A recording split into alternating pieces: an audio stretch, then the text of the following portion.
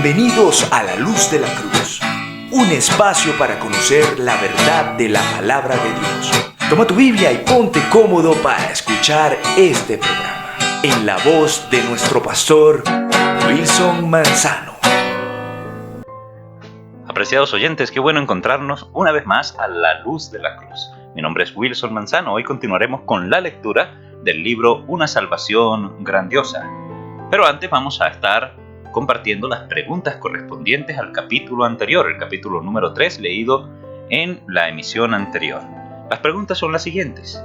¿Cuál es la obra por excelencia de la creación visible de Dios? ¿Cuál es la obra por excelencia de la creación visible de Dios? Segunda pregunta.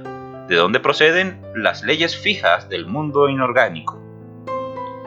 Repito, ¿de dónde proceden las leyes fijas del mundo inorgánico? Y en tercer lugar, ¿cómo puede medirse la salvación? ¿Cómo puede medirse la salvación? Esperamos que este proceso de estudio esté siendo de bendición para cada una de sus vidas. Y ahora continuamos con la lectura del libro Una Salvación Grandiosa. El día de hoy con el capítulo 4. Dios les bendiga. Capítulo 4. Grandiosa a la vista del pecado. Las maravillas y la grandeza de la salvación pueden comprenderse mejor a la vista de lo horroroso que es el pecado. El pecado se originó en el cielo. Satanás, el hijo de la mañana, que fue puesto en el santo monte de Dios, aparentemente era una de las criaturas más bellas que Dios hizo y la más cercana a él. Aunque era una criatura de Dios, rehusó someterse a él y rebelándose contra su creador dijo: «Seré semejante al Altísimo», según nos lo dice Isaías capítulo 14, versículos 12 al 14, y Ezequiel capítulo 28, versículo 14. Hay mucho en que apoyar la creencia de que como resultado del pecado de Lucifer, en la tierra que evidentemente era su dominio, hubo un cataclismo y que los días llamados de la creación fueron en realidad días de la restauración de la tierra antigua. En el día sexto de esta restauración, Dios creó al hombre, el cual era un nuevo ser que no había existido anteriormente. Dios creó al hombre y a la mujer y les dio dominio sobre la tierra restaurada en lugar de Lucifer. El hombre, el cual fue creado a la imagen de Dios según Génesis capítulo 1, versículo 26, era perfecto, pero Lucifer vino a él en la forma de una serpiente y le hizo que también pecara. La naturaleza esencial del pecado. Para comprender lo terrible que es el pecado, es importante reconocer en qué consiste su naturaleza esencial, qué es lo que causa las manifestaciones externas del pecado. Ya se ha dicho que Dios creó al hombre. Crear significa sacar de la nada. Dios formó al hombre del polvo de la tierra, según Génesis capítulo 2, versículo 7, y sacó de la nada todo lo demás que hay en él. Además de eso, en el principio Dios creó aquella misma tierra de la nada. Por lo tanto, todo lo que el hombre es y tiene pertenece a Dios, y a Él se lo debe. Aquel que de la nada pudo sacar al hombre, también podría, si fuera necesario, sacar para él todo lo que el hombre necesitara. Dios puede proveer todo lo que el hombre necesite. Al crear al hombre, Dios asumió la responsabilidad de cuidarle. Al prepararle un jardín, Dios mostró el propósito que tenía de cuidar de todas sus necesidades. Por consiguiente, la actitud legítima del hombre hacia Dios debiera ser la de una dependencia completa y sumisión absoluta hacia su Creador. Pero el hombre no mantuvo por mucho tiempo esa actitud de completa dependencia hacia Dios, y por ahí empezó la historia tan conocida y tan terrible del pecado humano. La historia del primer pecado del hombre, por el cual el pecado entró en la raza humana, según Romanos capítulo 5, versículo 12, se narra en los primeros 7 versículos del capítulo 3 de Génesis. La serpiente, es decir, Satanás, según Apocalipsis 12:9 y 20:2, dijo a la mujer: «Con que Dios os ha dicho, no comáis de todo árbol del huerto». En esta pregunta se ve la sugestión disimulada para dudar de la bondad de Dios en que Él proveería para el hombre. Dios había mandado al hombre que no comiera del fruto del árbol de la ciencia del bien y del mal, según Génesis capítulo 2, versículo 17. Y Satanás daba a entender que con esta prohibición Dios retenía alguna cosa buena para el hombre.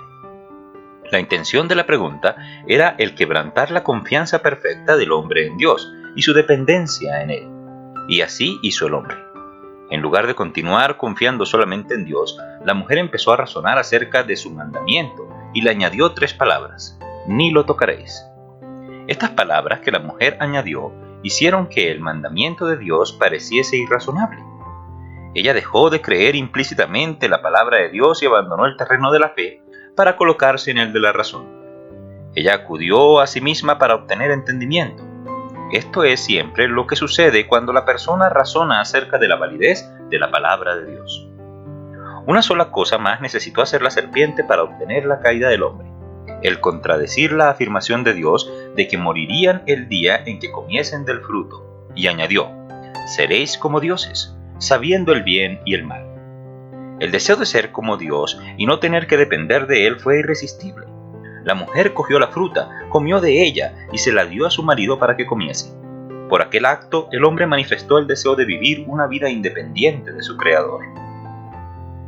Por lo tanto, el tener la idea de que se puede vivir sin Dios, el no sentir la necesidad de su presencia y el vivir sin tener en cuenta a Dios, esto es pecar. Esto se aplica tanto a las personas cultas o incultas, morales e inmorales.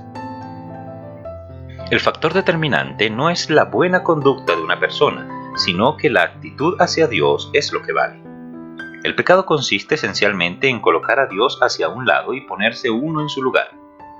Cuando uno confía en sí mismo y rehúsa depender de Dios, uno deja de honrar y glorificar a Dios como Dios. El resultado es que uno se glorifica a sí mismo y a sus propias obras. Este espíritu de vanagloria se ve en Nabucodonosor, rey de Babilonia, cuando paseándose un día en su palacio exclamó: ¿no es esta la gran Babilonia que yo edifiqué para casa de reino, con la fuerza de mi poder y para gloria de mi grandeza? Nos lo dice Daniel capítulo 4 versículo 30. Este ha sido el pensamiento del hombre desde que se cometió el primer pecado: gloriarse en sus propias obras y dejar de reconocer que todo lo que es, lo que tiene y lo que puede hacer procede de Dios. El rehusar depender por completo de Dios es el rechazar que su voluntad gobierne la vida de uno y reemplazarla por nuestra propia voluntad. Esto no es otra cosa que el confiar en la sabiduría limitada de uno en vez de confiar en la sabiduría infinita de Dios.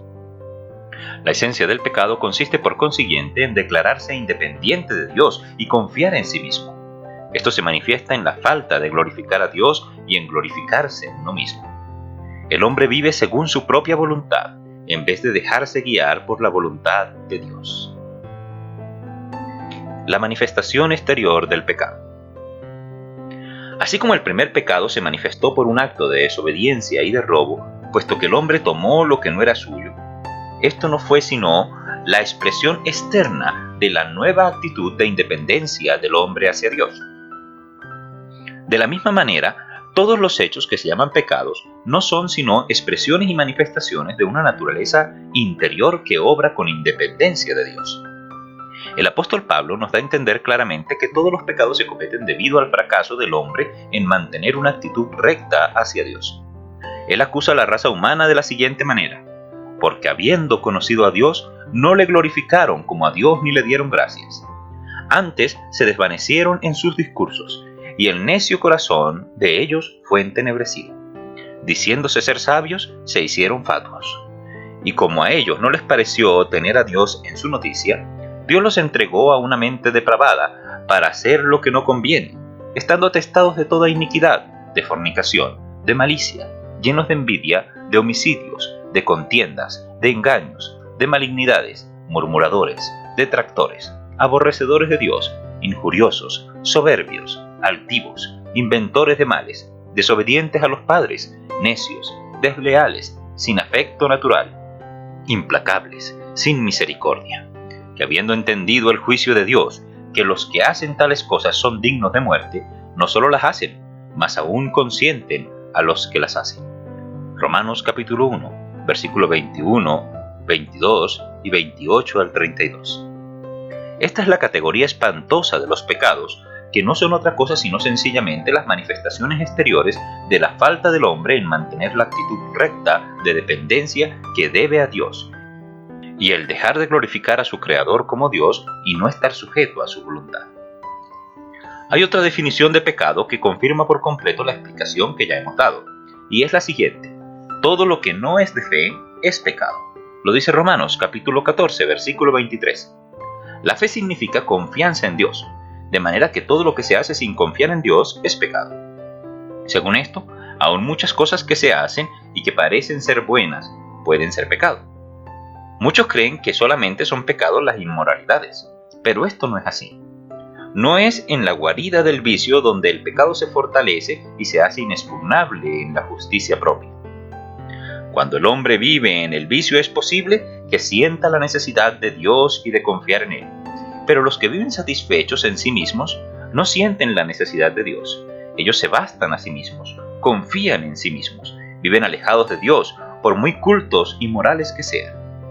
Jesús dijo a los príncipes de los sacerdotes y a los ancianos de los judíos: los publicanos y las rameras os van delante en el reino de Dios. Mateo 21, 31. El hombre es pecador por naturaleza. Hay otro aspecto con respecto a la cuestión del pecado que con frecuencia no ha sido comprendido con claridad. Este aspecto consiste en que el hombre es pecador por naturaleza. Cuando Adán pecó, no continuó siendo el mismo ser que era cuando fue creado. Al pecar se convirtió en pecador. Adán fue el único ser humano que llegó a ser pecador al pecar. Todos los demás hombres nacemos pecadores. Cuando Adán tenía la edad de 130 años, engendró un hijo, a su semejanza. Dice Génesis capítulo 5, versículo 3. Como Adán era ya pecador, este hijo que fue engendrado en su semejanza, nació también pecador. Todo hombre, con la excepción de Jesús, que ha nacido desde entonces, ha nacido pecador. El rey David escribió diciendo: He aquí en maldad he sido formado, y en pecado me concibió mi madre. Salmo capítulo 51, versículo 5. Lo que dice este versículo es verdad en cuanto a cada miembro de la raza desde Adán hasta nuestros días. Debido a su naturaleza pecaminosa, el hombre no puede dejar de pecar. Eso es porque todos pecaron y están destituidos de la gloria de Dios. Romanos capítulo 3, versículo 23. El pecado se comete contra Dios. Después de exponer estas razones en cuanto al pecado, no es necesario llamar la atención al hecho de que el pecado se comete principalmente contra Dios. Cuando el rey David pecó gravemente contra uno de sus súbditos, confesó su pecado a Dios y dijo: a ti solo he pecado, y he hecho lo malo delante de tus ojos. Salmo 51, versículo 4. Hoy día se pone mucho énfasis sobre las relaciones sociales del hombre, entre tanto que se descuidan grandemente las relaciones del hombre hacia Dios. Es por consiguiente de suma importancia tener en cuenta que el pecado, el cual es en esencia independencia del hombre de Dios, se comete contra él. El hombre debe primeramente darse cuenta de eso y tomar la actitud recta que debe hacia Dios. Luego, como consecuencia de esto, sus relaciones para con los hombres se rectificarán, lo mismo que el efecto sigue a la causa. Las maravillas de la salvación. Cuando el pecado se considera como la rebelión de la criatura contra su Creador, como el deseo de separarse de Dios y de llegar a ser como Dios mismo, independiente de todo otro ser, como el tomarse la gloria que solamente pertenece a Dios y desobediencia de la voluntad de Dios, entonces se ve lo horrible que es el pecado. Es a este problema del pecado al que se dirige la salvación, palabra fiel y digna de ser recibida de todos, que Cristo Jesús vino al mundo para salvar a los pecadores. 1 Timoteo capítulo 1, versículo 15. Solamente el amor infinito de Dios podía pensar en proveer para la salvación del hombre rebelde el precio infinito de la vida de su propio Hijo.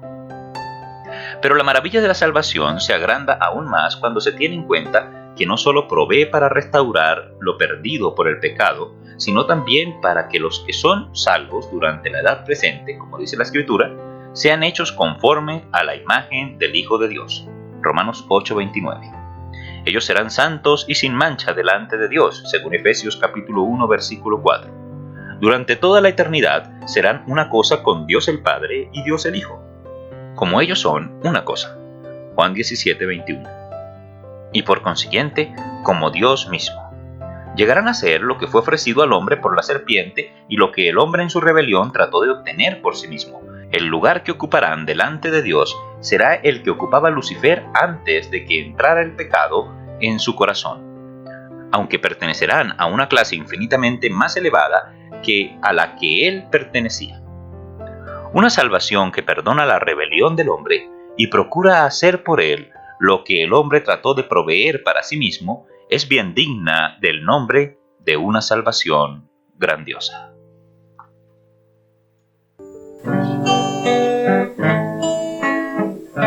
Agradecemos su sintonía. Nos encontramos en una próxima oportunidad a la luz de la cruz. Denominación Evangélica Alianza de Colombia.